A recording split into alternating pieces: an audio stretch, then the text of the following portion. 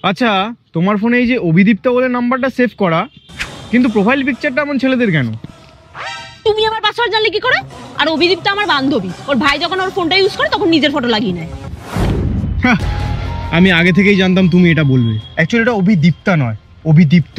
ও আমারই বন্ধু, আর আমি ওকে টাকা দিয়ে বলেছিলাম তোমার লয়ালিটি চেক করতে। আমি জানতাম অভিদীপ্ত তোমার বন্ধু হয়, তাই আমি আগে দিয়েই ওকে পটিয়ে আমার বয়ফ্রেন্ড বানিয়ে রেখেছি। আমিও জানতাম তুমি ওকে আগে থেকেই পটিয়ে রেখেছো, তাই আমি ওর গার্লফ্রেন্ডকেই আগে থেকে পটিয়ে রেখেছি।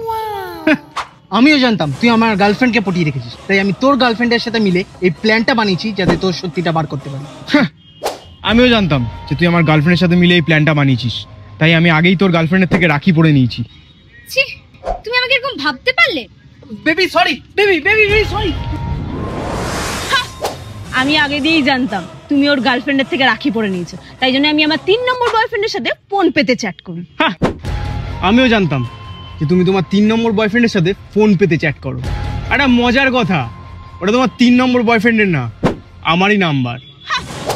আমি আগে দিয়েই জানতাম ওটা তোমারই নাম্বার, তাই জন্য আমি আমার মেন বয়ফ্রেন্ডের সাথে মায়ের ফোন দিয়ে কথা বলি।